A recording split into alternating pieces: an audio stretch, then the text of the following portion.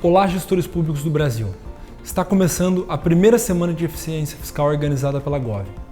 Gostaríamos muito de agradecer às milhares de pessoas que se inscreveram para participar com a gente dessa semana tão importante. Vocês encontrarão conteúdos qualificados e gratuitos disponibilizados online sobre temas que estão batendo na porta dos municípios de vocês. Temas como a regularização fundiária e seu impacto na arrecadação municipal e como a reforma tributária vai impactar os municípios brasileiros. Estamos muito felizes em poder compartilhar esse conteúdo com vocês. Aproveitem!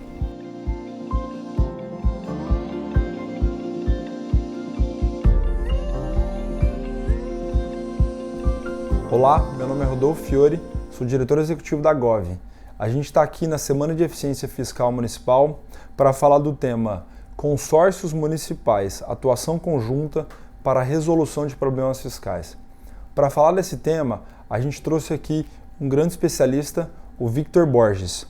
O Victor é formado em Administração de Empresas pela USP, tem um MBA pelo IBMEC, especialização em Filosofia, pós-graduado em Direito Eleitoral, jornalista e radialista com MTBE-DRT, atual diretor executivo do Codevar e presidente da Rede Nacional de Consórcios Públicos do Brasil.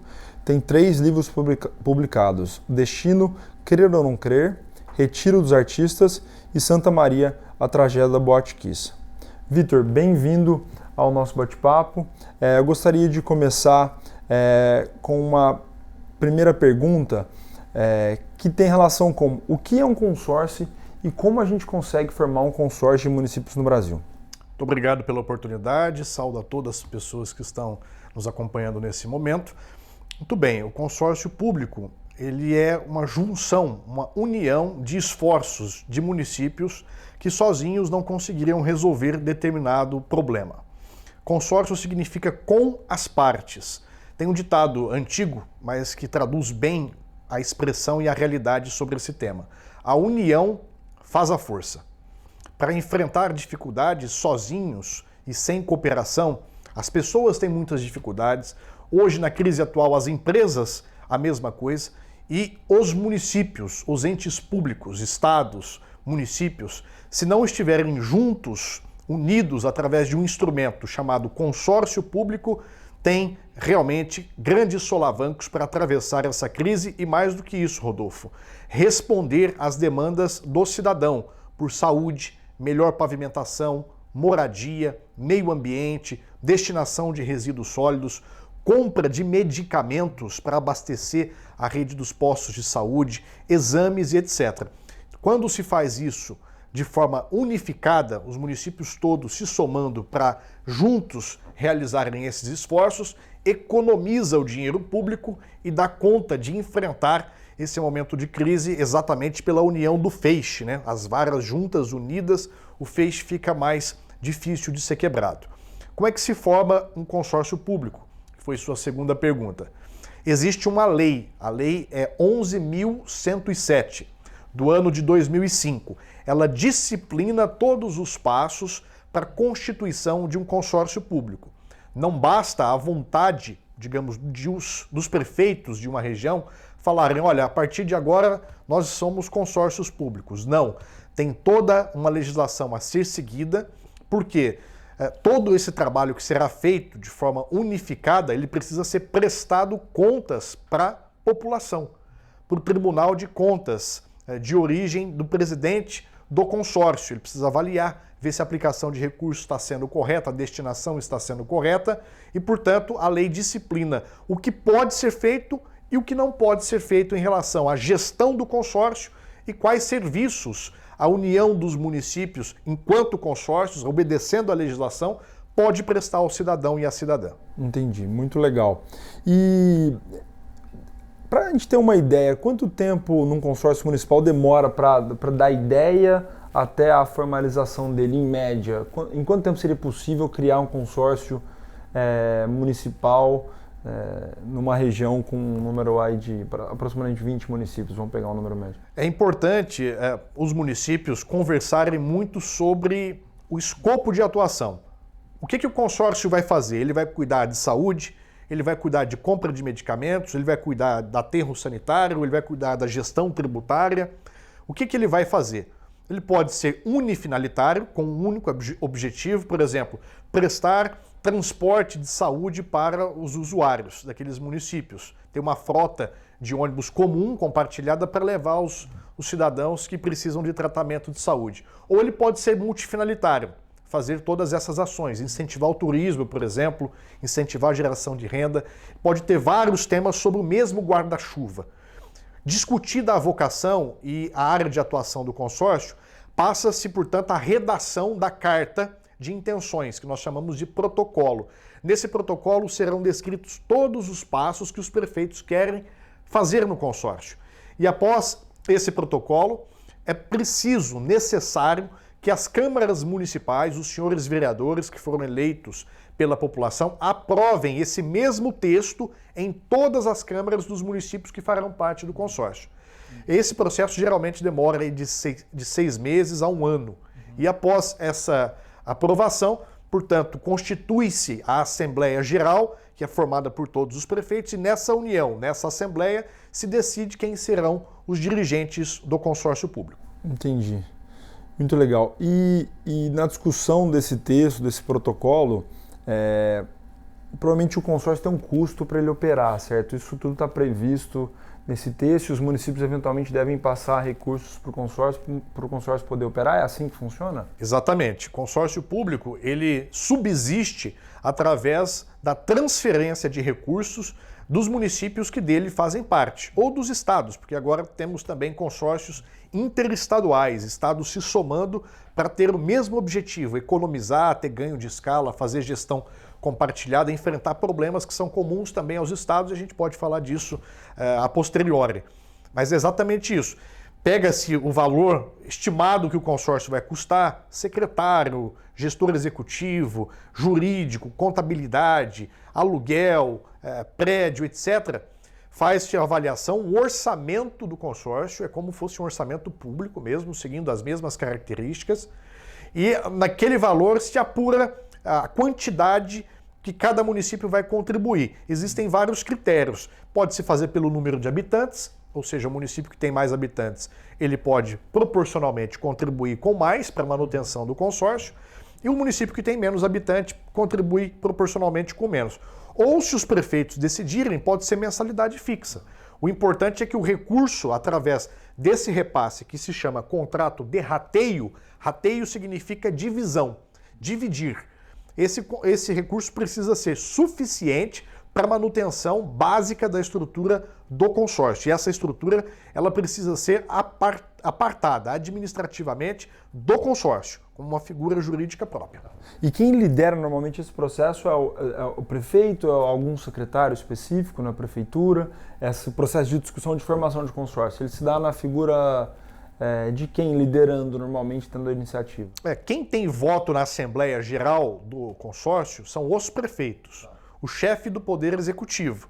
E não é um prefeito de um mandato, porque o consórcio ele pode ter prazo determinado, ele pode terminar em tantos anos, se ele conseguir atingir o seu objetivo, por exemplo, a construção de um hospital regional. Terminou o hospital, se o consórcio não quer fazer a gestão, por qualquer outra razão, extingue o consórcio. Mas geralmente, grande parte, os consórcios continuam.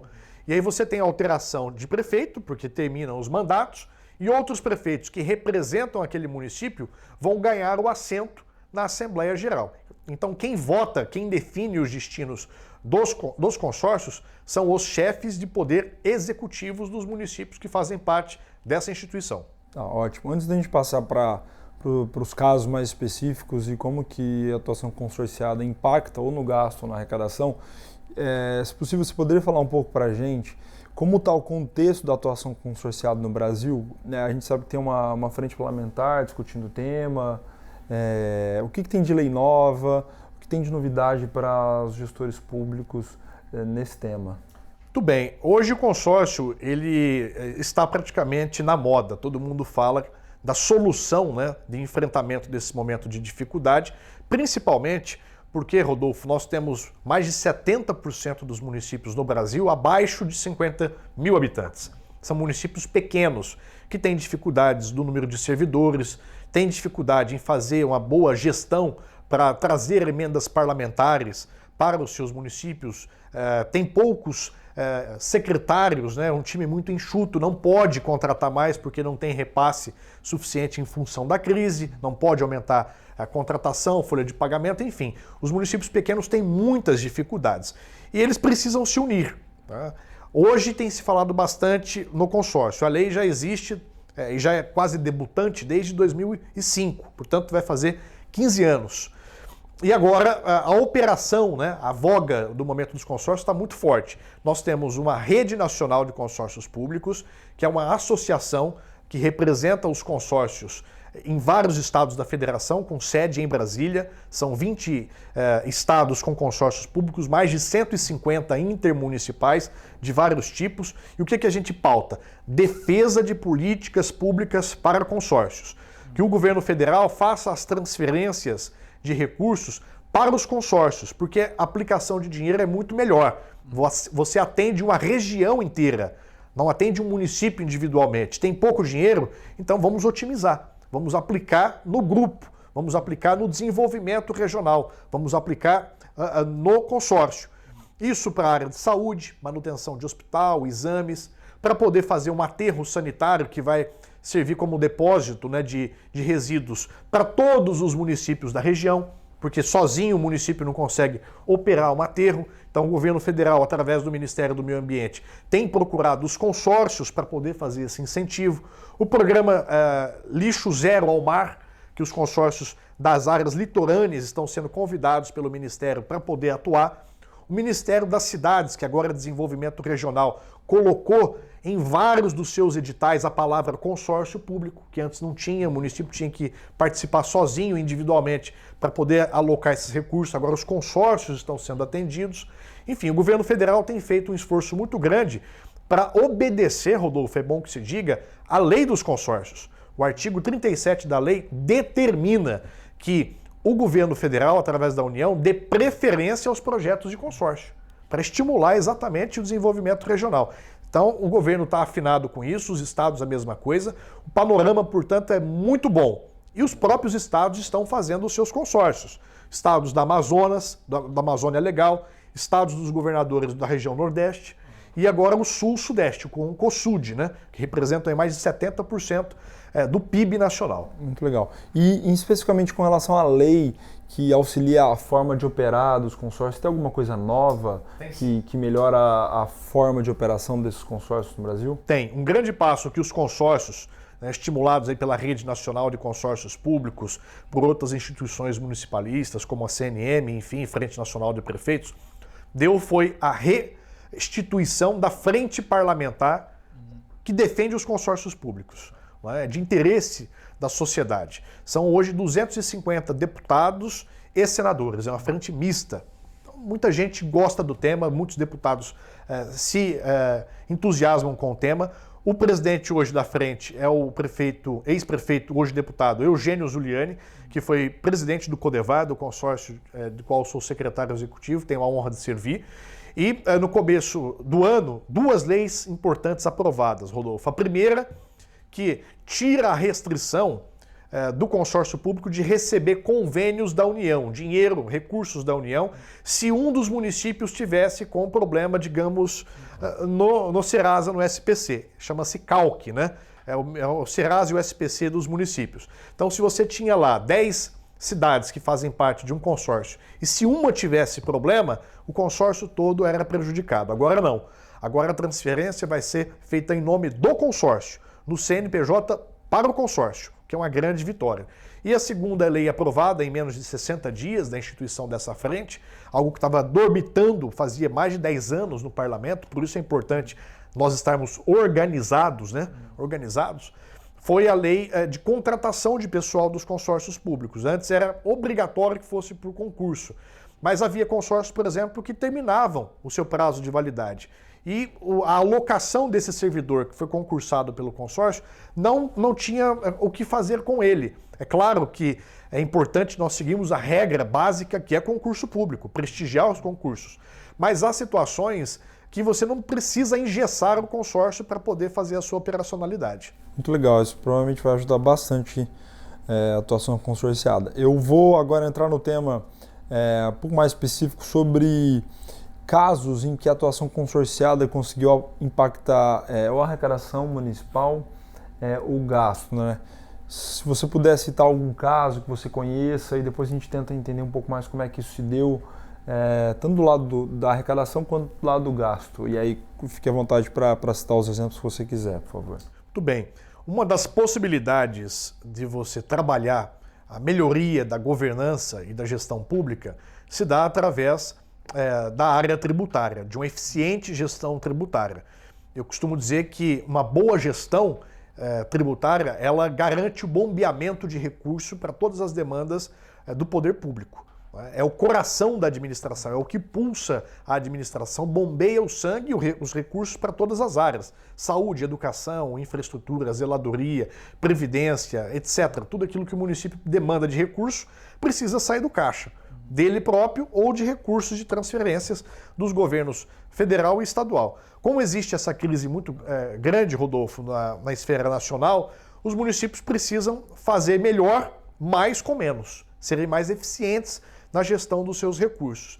E precisa, primeiramente, capacitar o seu servidor da área tributária. Ele precisa saber o que pode fazer, o que ele pode cobrar, como ele deve cobrar, não fazer aquilo que a lei não prevê, né, para não fazer coisa errada em relação à cobrança de tributos. E mais do que isso, compartilhar através do consórcio público, e no caso do Codevar, que é um consórcio ali da região de Barretos, com 23 municípios, nós criamos um grupo técnico, uma câmara técnica formada pelos gestores tributários. Então, eles se reúnem, discutem padrões, discutem as formas de trabalho e pensam de forma regional. Além do treinamento e da capacitação de todos os servidores, o consórcio tem feito também ações regionais. Por exemplo, na padronização dos procedimentos administrativos tributários. Atualizamos, portanto, através do consórcio, todos os códigos tributários dos municípios, que é o manual básico de um servidor nessa área, que precisa estar bem atualizado, que precisa estar bem servido. Então, hoje é um padrão para todos os municípios do consórcio. Valorizamos, tem um programa de valorização da administração tributária, mostrando para os prefeitos que quanto mais ele estimular o servidor daquela área, melhor será o desempenho também na gestão tributária. Então, não só tecnologia, não só legislação, mas precisa valorizar o servidor. E, por fim, agora, um programa inovador, né, de monitoramento do valor adicionado através do ICMS, que é grande parte da produção e da devolutiva dos recursos para os municípios. A cota parte daquilo que ele arrecada passa para o Estado e o Estado devolve para a cidade. E os municípios precisam acompanhar, principalmente na nossa região, que é uma região sucroalcooleira, as suas produções na área de cana-de-açúcar. Então as cidades do Codevar fizeram um convênio com a Secretaria de Fazenda do Estado para cooperação técnica e transmissão de informações daquilo que entra em termos de cana-de-açúcar dentro das usinas, ser comparado com aquilo que foi plantado nas suas respectivas áreas. E a partir disso fazer um cruzamento, para primeiro, um diagnóstico, conhecer a sua realidade e segundo, saber se os serviços que estão sendo feitos ali naquela região de agricultura estão voltando sob a forma de cota-parte de VAF, de ICMS e também, eventualmente, da geração de ISS, como serviço de transporte, o corte de cana e etc. Não é enforcar o produtor rural, mas é verificar, né, se tudo está acontecendo dentro da conformidade, até pelo interesse do consórcio em ajudar os municípios pequenos, né, que não têm muitas vezes quadros para poder fazer esse tipo de trabalho, facilitar a vida do gestor tributário e também zelar pelo retorno do dinheiro público. Então, no caso desse consórcio do Codevar, isso já era previsto na formação do consórcio, fazer esse tipo de iniciativa, ou isso foi incluído posteriormente, depois de sua formação, de prestar esse apoio aos municípios para rever o Código Tributário e padronizar, processos administrativos e também acompanhar o VAF? Isso já estava previsto ou foi uma iniciativa a posteriori? O protocolo de intenções ele prevê em linhas gerais, né, os eixos que o consórcio trabalhará. As particularidades elas são definidas, claro que obedecendo às linhas gerais, pela Assembleia Geral dos Prefeitos. E no caso do Codevar, a Assembleia decidiu montar uma Câmara Técnica, né, formada por todos os gestores dos municípios integrantes da área tributária. Então essa Câmara Técnica, ela coloca a proposta de trabalho para os prefeitos, que aprovam ou fazem algumas alterações durante as assembleias e, portanto, o cronograma de trabalho e também o programa de trabalho é feito e desenhado pela Câmara Temática, por quem conhece realmente do assunto. Eu pergunto porque eu fico imaginando que deve ter um monte de consórcio ou integrante de consórcio assistindo a gente que talvez não realize essa atividade. E aí esse consórcio, eu acho que ele pode ser um multifinalitário, que tem alguma coisa prevista relativa a isso, ou pode ser que nem você falou, um unifidalitário, né? Unifidalitário. Que talvez é só para a saúde. E aí, nesse caso, esse consórcio não poderia prever uma iniciativa na linha de melhorar a arrecadação tributária, ou poderia? Como é que funciona? Poderia, desde que houvesse a mudança do protocolo de intenções. Então você hoje tem um protocolo de intenções, no caso do unifidalitário, digamos, para a área de saúde, exclusivamente. Se os prefeitos decidirem, olha, nós queremos também prestar um serviço na área tributária. Ok, o que nós temos que fazer? Trazer esse protocolo de intenções, assiná-lo novamente, incluir aquilo que os prefeitos querem e passar em todas as câmaras municipais, né, que fazem parte das cidades do consórcio. Há um projeto no Senado Federal, que nós estamos estimulando também através da rede nacional, com o senador Jorginho Melo, de Santa Catarina, para que essas alterações não precisem ser aprovadas 100%, mas pela maioria. Né? Se a Assembleia e as câmaras municipais, em sua maioria, aprovarem essas alterações, já seria suficiente, porque nós temos, Rodolfo, consórcios com 100, 200 municípios. Então, se você for fazer qualquer mudança na raiz do consórcio público, ela é muito demorada, porque precisa passar por 200 câmaras municipais. Então, a gente está tentando simplificar, claro, sempre obedecendo o critério legal, respeitando o judiciário, o Tribunal de Contas, o legislativo, né, para poder simplificar a vida do consórcio. Tá. E no lado da despesa, Vitor, você tem algum exemplo de em que casos o município pode se beneficiar da atuação consorciada para gastar de uma maneira mais eficiente em alguma área específica, seja na saúde, na educação ou com resíduos sólidos? Você tem algum exemplo, algum case que seria legal a gente observar? Claro, nós temos cases de sucesso todos os dias dos consórcios públicos no Brasil. A nossa grande missão e nosso grande desafio é fazer isso chegar ao conhecimento da população. Então nós estamos nos organizando como instituição, temos a frente parlamentar agora, faremos, Rodolfo, também em todos os estados, o incentivo para que as assembleias montem as suas frentes de parlamentares estaduais para consórcios públicos e que as leis que forem aprovadas fiquem como política de Estado, que passe o governo atual e fique para os próximos governos também. É esse o grande desafio dos consórcios. Eu vou dar um exemplo aqui do consórcio de saúde do Paraná. Ele tem hoje quase 300 municípios consorciados, grande parte dos municípios do estado. E ele faz lá licitação conjunta para compra de medicamentos. Digamos aqui, dipirona sódica, que todo mundo toma para dor de cabeça. Se o município de 3 mil habitantes for fazer essa aquisição, ele vai pagar, digamos, R$1 por cada frasco dessa dipirona.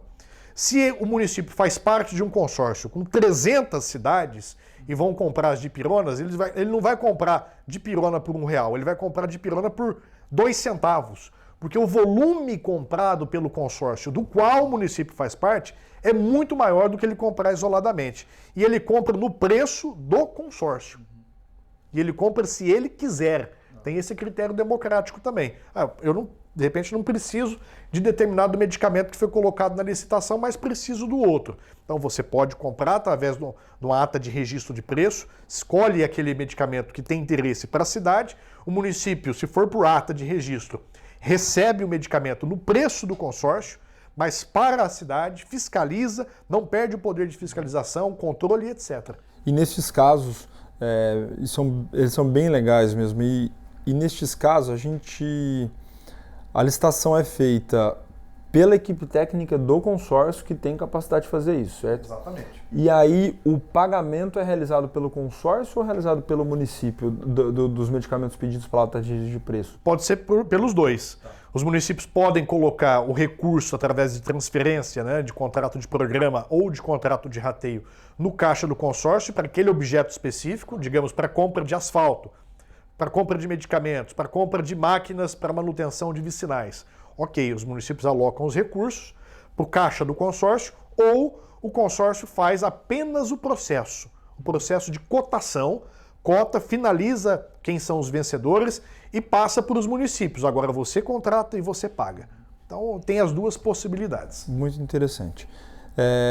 Para a gente finalizar, eu gostaria de saber se você tem alguma dica prática para os municípios que estão querendo se engajar na atividade consorciada.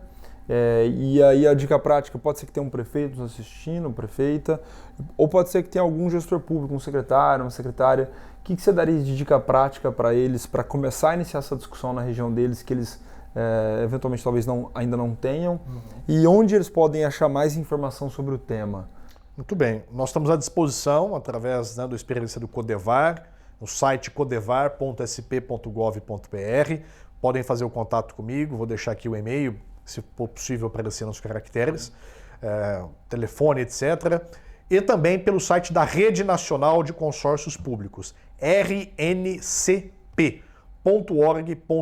Lá tem todas as atividades que nós temos feito nos estados, nos municípios e no governo federal para defender a atividade de consórcio. Como montar um consórcio, como estimular o nascimento de um consórcio, porque às vezes você precisa fazer esse debate antes na região, para saber se tem clima, se os prefeitos querem, se é necessário, enfim, todo esse diagnóstico. No caso do Codevar, por exemplo, Rodolfo, nós não tínhamos essa tradição das cidades trabalharem conjuntamente. Nós tínhamos até alguma disputa entre os municípios para saber, o município A é maior que o B, né, é mais forte que o município B. Então hoje não. Nós quebramos esse paradigma, os municípios hoje trabalham de forma muito unida, né? Vem a São Paulo junto, buscam recursos de emendas parlamentares juntos, propõem projetos para o governo do estado de São Paulo, pro consórcio, então falam uma única língua. E isso foi muito importante para nós lá, porque nós éramos a menor região administrativa do estado, não tínhamos deputado federal, não tínhamos deputado estadual, portanto não tínhamos representatividade política no cenário onde tem o capital, né, o recurso que fica concentrado aqui em São Paulo, e a capital, que era São Paulo. Nós estamos a 450 quilômetros da capital. Então isso tudo era muito difícil e, portanto, nasceu ali a oportunidade de não só fazer gestão compartilhada, mas também para ter força política através dessa junção. E hoje o Codevar é muito respeitado no governo do estado de São Paulo e eu tenho a honra de servir o movimento nacional dos consórcios públicos através dessa experiência do nosso consórcio, né, e a qual eu agradeço muito aos prefeitos por essa oportunidade. Tá. Bom, muito obrigado, Vitor. Foi um prazer estar com você aqui nessa Semana de Eficiência Fiscal. Com certeza o tema auxilia bastante os municípios brasileiros. Eu acho que quem está atuando de forma consorciada, com certeza tem uma maior capacidade de olhar para suas receitas com mais cuidado, assim como olhar para as despesas. Muito obrigado, estamos à disposição. Os contatos do Vitor também vai estar aqui disponíveis. Muito obrigado e nós estamos obrigado mais uma vez, parabéns pelo trabalho de vocês, exaltar aqui o trabalho da Gov, não é? Isso é importante, gestão pública, especialmente para os pequenos municípios, essa solução dos consórcios. E nós estamos à disposição. Se precisarem da gente para poder fazer essa discussão aí na região, falar sobre o consórcio público, pode nos convidar. Nós estamos à inteira disposição para poder levar essa ferramenta de gestão cada vez a lugares mais longínquos e fortalecer os consórcios em todo o Brasil. Obrigado.